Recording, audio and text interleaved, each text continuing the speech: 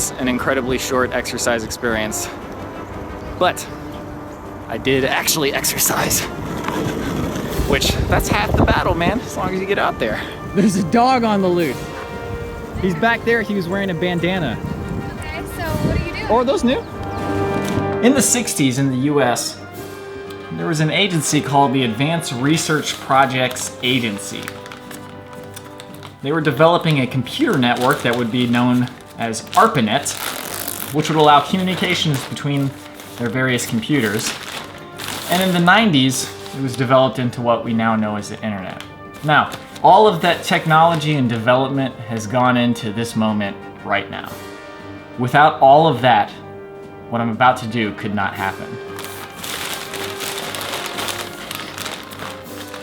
I got some new underwear from Amazon.com. Anyways, I need to learn the second marimba part for this Dr. Wily remix. I've already recorded the first part. Nathan has recorded his drums. I haven't heard it yet, but if I know Nathan, which I do, it's fantastic. So.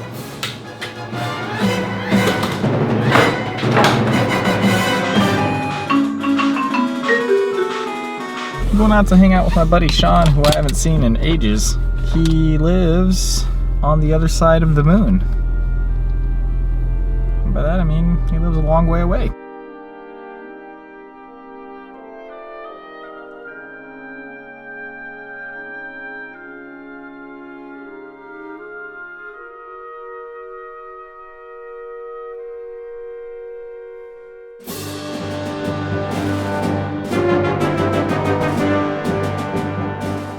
I gotta get all my interneting in before 10 p.m. I haven't seen Sean in like Wow, I haven't even heard his name in a long time. a few clarifications about my chaotic. Is it chaotic or quixotic? Had this conversation before. I think it's quixotic.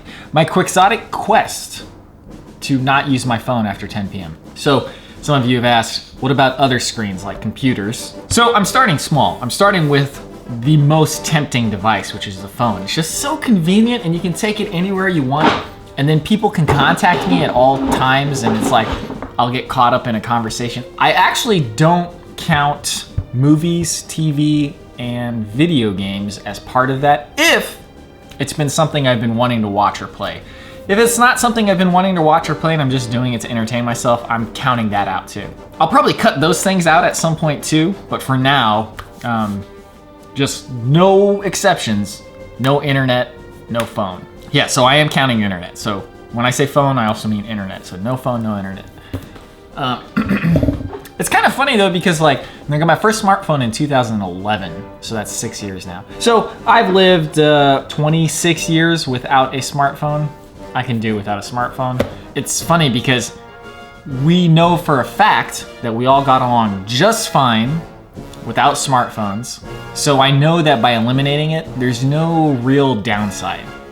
Like maybe somebody can't contact me in an emergency, but yeah, maybe it's time to get a home phone again. I don't know. Don't have a phone, don't have an internet. What am I gonna do with myself? Apparently not a whole lot. I'm going to bed soon anyway. It thinks it's people. Thanks for watching today's vlog. See you tomorrow.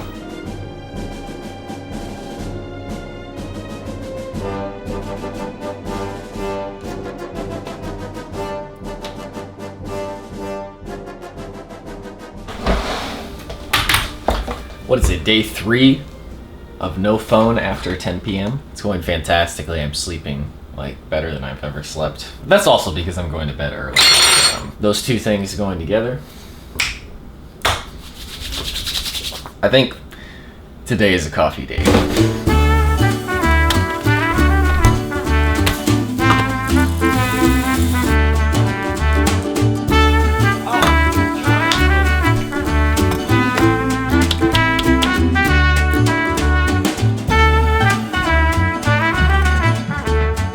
So something I've been wanting to do for a while is make a video of my top 10 video games of all time.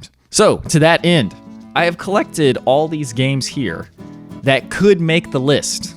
I already know right now there's quite a few that won't make the list, but I want to at least give an honorable mention. After watching this, you'll probably see really quickly what my favorite genre is and also what my favorite series is. Oh God, where do we start? My favorite console of all time is a Super Nintendo, as you guys might know. F-Zero. This is my favorite racing game of all time. I play it regularly. God, it's that word. I play it all the time. Chrono Trigger, quite possibly the best RPG ever made. So in the early 90s, Final Fantasy and Dragon Quest were the two biggest role-playing game series. The creator of Dragon Quest teamed up with the people who made Final Fantasy, Squaresoft, and they made this game. Timeless, one of the best games ever made. Secret of Mana, this was made by Squaresoft also. What's so great about this game was that it was 3-player. So that was a game that I'd play with Brian and Andrew, my brother. God, it was fantastic. Which actually, that brings me to my next game. We had a choice between buying this game or buying a multi-tap to play 3-player. We decided to get the multi-tap so we could play Secret of Mana, which that was probably the right decision. But I eventually got this, Cybernator. It's a 2D side-scrolling mech game. But this, like F-Zero, is a game that I come back to all the time. Like, just the other day, I played through it. Like, I can beat it in, like, 30, 40 minutes. Sometimes I'll just sit there and I'll play through it all the way through once. Fantastic game. Love it.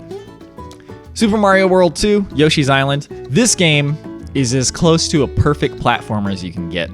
When I play games, what I really like about them is the feel. So, like, playing this game, it has the perfect platformer mechanics. It's just like, watch a speedrunner playing this game, and it's almost like ballet. Star Fox. This is actually a Japanese copy, but this is actually a funny story because when my aunt was getting married, my brother and I were going to be ushers at the wedding or something. I don't know. We were young. Star Fox had just come out, and as a gift for us helping out, my aunt was like, "Oh, what game do you want?" And we were like, "Oh, Star Fox." Then she saw the price tag, and it was like $80, and she was like, "Okay, well, I got you this game." She got Super Ghouls and Ghosts, which that's a good game too. So thank you for that, Aunt. I actually never owned Star Fox, so this Japanese copy I picked up in Japan for like $12. It was great. It's much more expensive in the US. Okay, did I get all the... Oh, one more Super Nintendo game. This is also a Japanese copy. Final Fantasy VI. That's the first Final Fantasy I ever played. Those of you who watch my vlog all the time know that one of my best friends is Brendan, and we played Final Fantasy all the time together. He had it when we were kids. I played at his house all the time. For some reason, I never owned it. Got that copy from Michael. He probably paid like 600 yen, $6. Mario 64. When this came out, it's hard to explain what a game changer this was for people who grew up after 3D systems already came out. But when it was released, as far as I know, it was like the first real 3D game that was like to the mass market. I mean, maybe some other ones came out on a computer, but the controls, I remember my brother and I saw it in person for the first time at Best Buy, and they used to have those big screens where it was like 6 or it was like 9 TV screens hooked up together to make one screen. And Mario 64 was playing there. Oh my God, we ran up to the screen, immediately wanted to play it, but some kid who was like 5 years old was playing it. And I was like, man, I don't know if you're enjoying yourself, but there's no way you can appreciate it the same way we do. It was a transformation. Not long after Wave Race 64 came out, this goes back to feel. One of those games that has a perfect feel.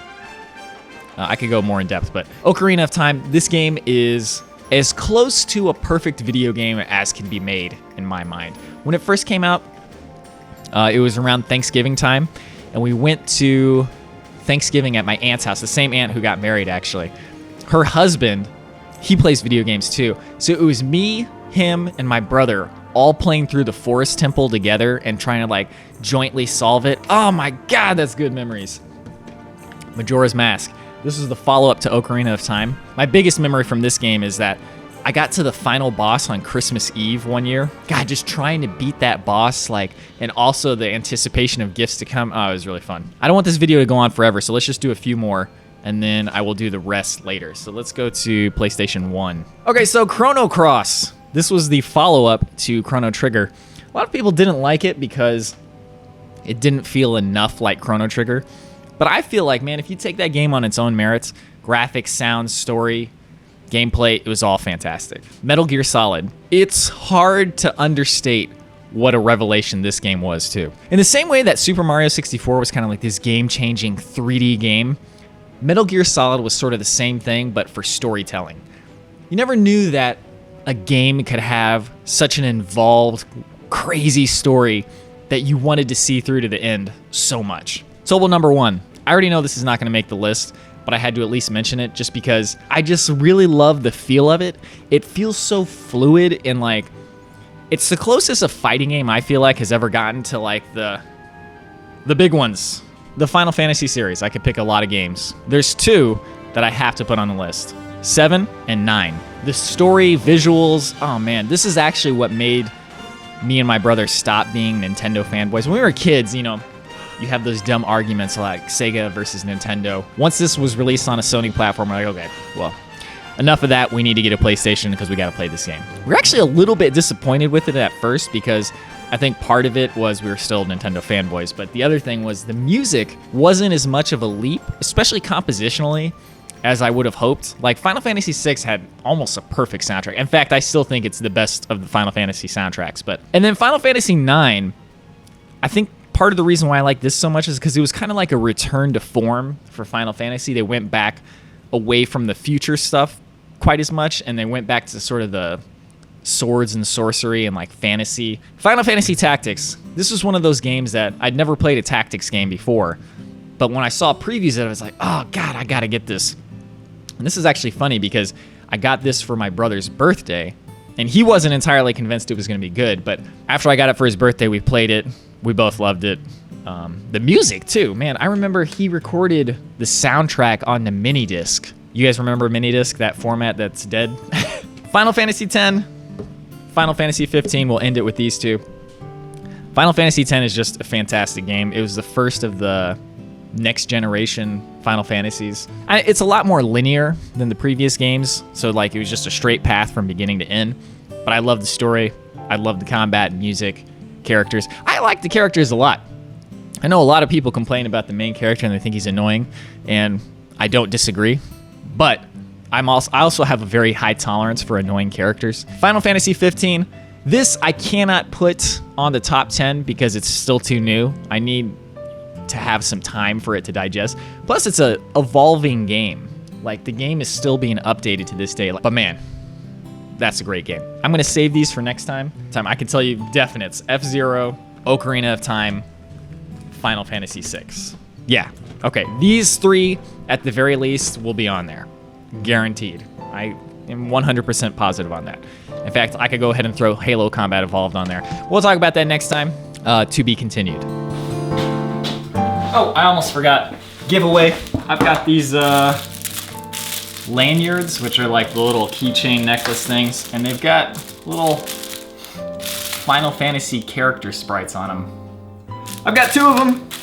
If you would like them, I don't know, do something.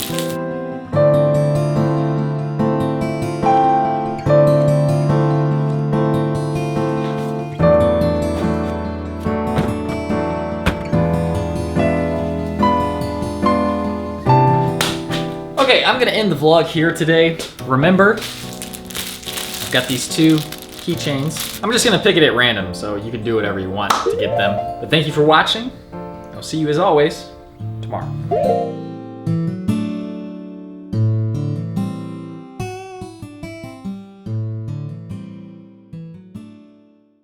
The Final Fantasy series. I could pick a lot of games. There's two